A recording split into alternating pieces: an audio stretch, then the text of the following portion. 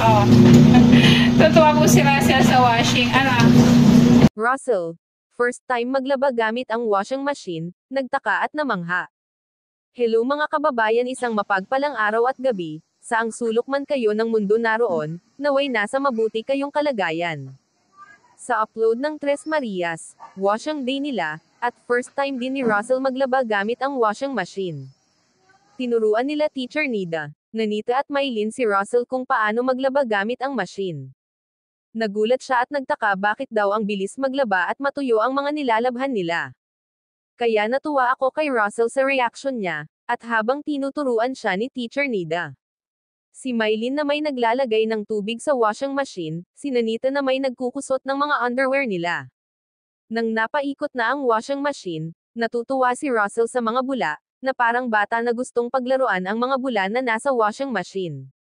Marami ka pang matutuklasan at matutunan Russell habang nariyan ka, kila Teacher Nida at Tito Herns.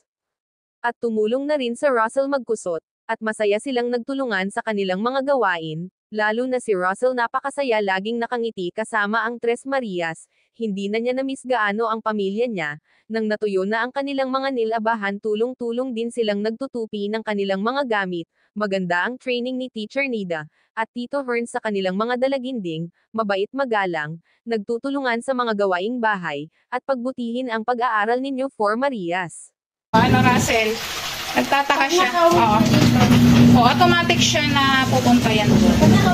Pag naka-off na, pipigain na. Kasi yan na, didiretso mo na dyan. O, babanlawan lang sa gripo. Ha? Nakataka si Russell sa washing. Ngayon ka lang Russell nakagamit? O, alam mo na paggamit? O, sige. Kasi pag marami kayong labahin, yan. Pero pag mga underwear, pwede pagkatapos, diba, turo ko sa inyo Maylin, ba't dumami inyong underwear? Pagkatapos yung maligo, pwede lang kusutin yun, tuloy sampay na. Ay, mabangong sabon, okay yun, hindi yung sinasabon ko eh. Okay na, marunong ka na gumamit? O ano gagawin mo pagkatapos ng matapos yan? Pipigain.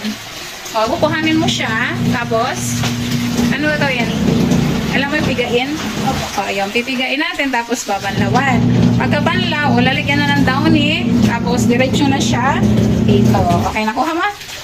O, alam na ni Russell. Okay na yun. Wow, ang daming bula, Maylin. Ang daming bula. Totoo po si Russell sa buo. O, sige. Ayan, tuwa po si Russell. Ayan, washing ang Tres Marias. Ang Tres Marias ng Davao. Kasi ngayon nandoon ay nagtiklop.